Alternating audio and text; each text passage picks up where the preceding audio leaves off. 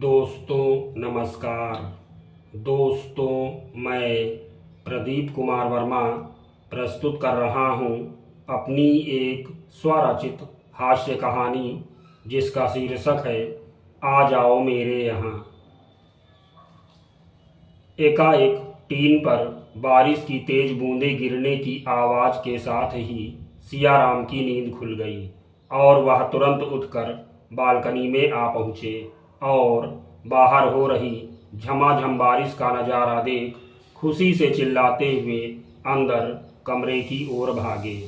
उठो उठो भाग्यवान, देखो मानसून की पहली बारिश हो रही है, झमाझम पानी गिर रहा है, जल्दी उठो और तुरंत ही बढ़िया गर्मा गर्म चाय और पकौड़ियाँ बनाकर बालकनी में हमारे सामने पेश करो। और सियाराम हाथ मुँह धुलकर बालकनी में आकर कुर्सी पर बैठ झमाझम बारिश का आनंद लेने लगे। तभी सियाराम की नज़र अपनी गली के ठीक सामने वाले घर की बालकनी पर जा पड़ी।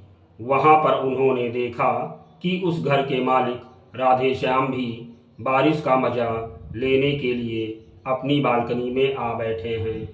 अभी थोड़ी ही देर हुई थी कि सियाराम ने देखा राधेश्याम की पत्नी चाय और ब्रेड पकौड़े लेकर वहां आई और फिर दोनों ही पति पत्नी मज़े ले लेकर बारिश के आनंद के साथ चाय और ब्रेड पकौड़े उड़ाने लगे। अरे ये कहाँ रह गईं? पकौड़ियाँ बनी नहीं अभी। राधेश्याम तो जलवा काटने लगे हैं, मेरी चाय और पकौड़ियाँ कहाँ रह गईं? सियाराम उठकर देखने जाने वाले ही थे कि तभी उनकी पत्नी खाली चाय के साथ वहां पर आ पहुंची। ये लीजिए, चाय पीजिए। पकौड़ियाँ नहीं बन पाएंगी क्योंकि घर में बेसन ही नहीं है। क्या ये अच्छा बताया तुमने, सारा मज़ा ही किरकिरा हो गया।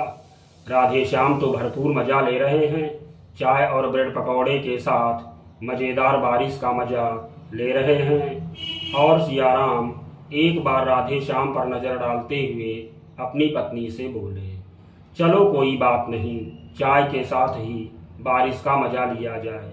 और सियाराम चाय की पहली घूंट के साथ बारिश के नज़ारे लेकर वाह वाह करने लगे। तो यह मस्ती देख सामने से राधेश्याम तेज आवाज़ में सियाराम से बोले, बहुत मज़ा आ रहा है सियाराम भाई। हाँ भाई राधेश्याम, मज़ा के क्या कहने, तुम भी तो चाय और ब्रेड पकौड़े के साथ बारिश का मज़ा लूट रहे हो।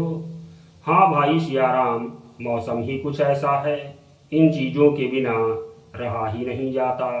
पर तुम कुछ खाते हुए नहीं दिखाई दे रहे हो, केवल चाय के साथ ही बारिश का मज़ा। राधेश्याम ने यह पूछा तो सियाराम एक नज़र पत्नी की ओर डालते हुए उनसे बोले, वो क्या है कि ब्रेड पकौड़े तो हम भी खाना चाह रहे थे, लेकिन जो ब्रेड थी वह हम सभी सुबह ही चाय के साथ खा गए और दूसरे घर में बेसन भी नहीं बचा है। अब मौसम खुले तो शाम को बाजार जाऊं और दोनों चीज़ें खरीद कर लाऊं, इसीलिए हम केवल खाली चाय के साथ बारिश का मज़ा ले रहे हैं। हाँ, ब्रेड पकौड़े खाते तो और मज़ा आता। सियाराम ने अपनी बात समाप्त की तो राधेश्याम बोले, ये सब तो लगा ही रहता है, कभी कुछ खत्म तो कभी कुछ। कोई दिक्कत वाली बात नहीं, फिर बारिश होगी तब बनेगा, बनवाऊंगा मैं ब्रेड पकौड़े ही, क्योंकि ब्रेड पकौड़े मुझे बहुत पसंद हैं।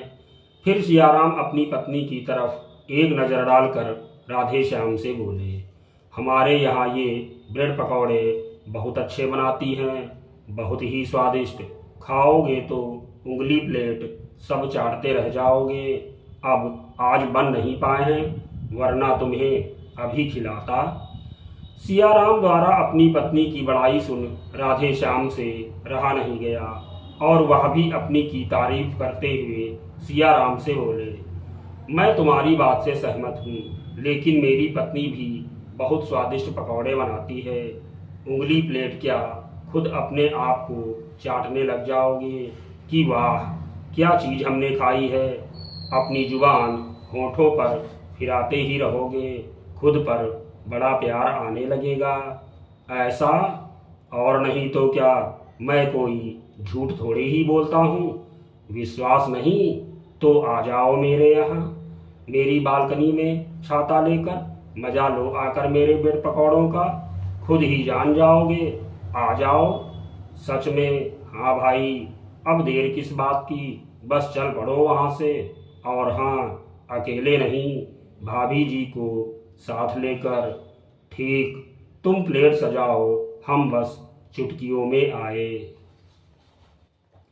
और कुछ ही क्षणों पश्चात सियाराम अपनी पत्नी सहित राधे श्याम की बालकनी में बैठकर गर्मागर्म चाय और ब्रेड पकौड़ों के साथ झमाझम बारिश का आनंद लेने में लग गए। राधे श्याम जी, एक बात बोलूं? बोलो। वाकई बहुत स्वादिष्ट हैं आपके ब्रेड पकौड़े। मैंने जितना सोचा था उससे कहीं ज़्यादा पाया। धन्यवाद।